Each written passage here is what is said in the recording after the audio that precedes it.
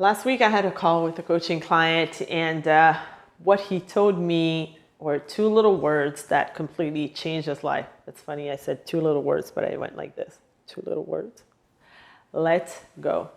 And it gave him a big breakthrough in his business because he was always overthinking stuff and wanted to have control over a lot of things. And letting go was actually the solution to him. And the flood of opportunities started happening when he decided to do that. So in this video, I just want to help you having a business breakthrough, especially talking about, do you consider yourself as a CEO or as an employee of your own business?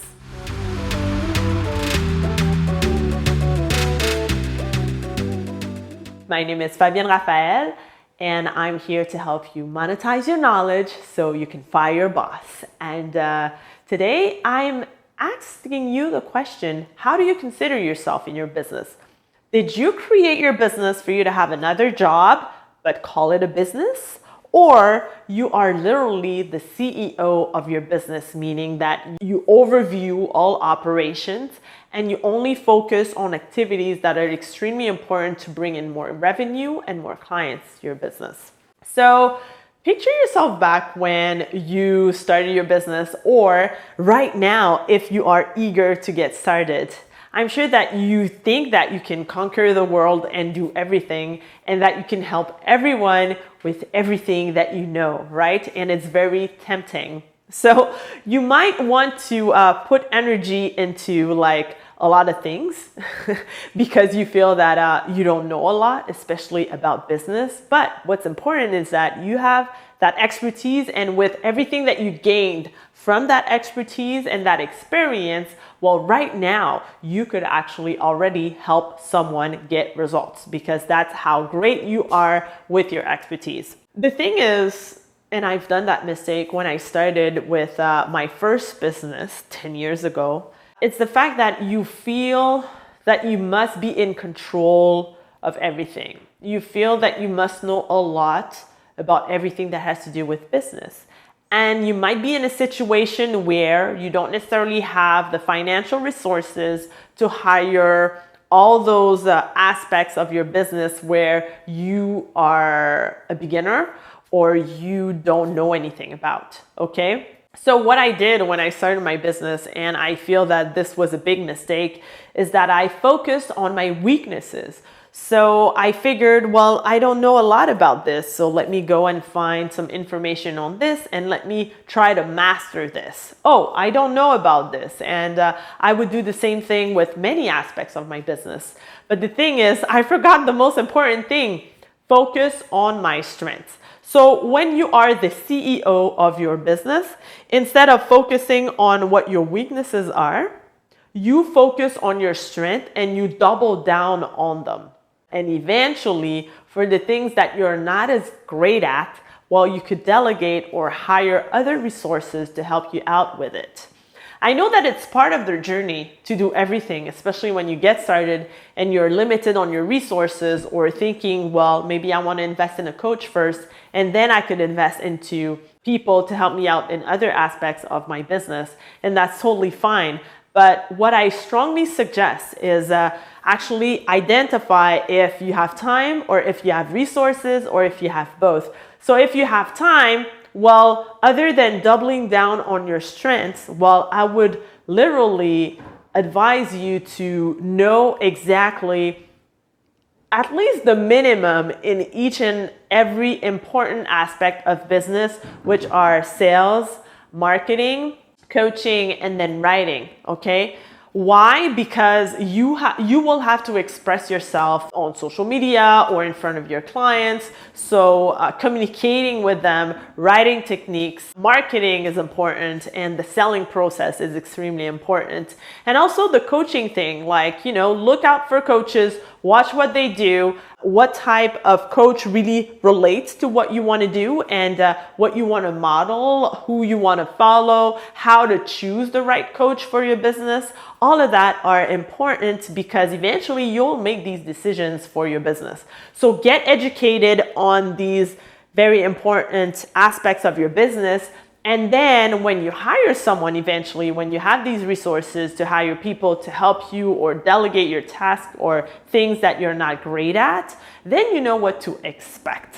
It's funny because the first ever business that I had was a healthcare agency. I remember that at the time, I knew nothing about marketing. Actually, I didn't even know what marketing was. I come from the healthcare background. So what I decided to do was hire a marketing agency. Their job was to actually connect with organizations, because my agency was about to refer resources to the hospitals or to the health establishments that were missing a ton of professionals at the time. There was a gap and we wanted to fill that gap, and we had a ton of people ready to get started, and that marketing agency was responsible of finding potential clients for us, organizations that I would meet and explain what my agency was about and sign a contract with them.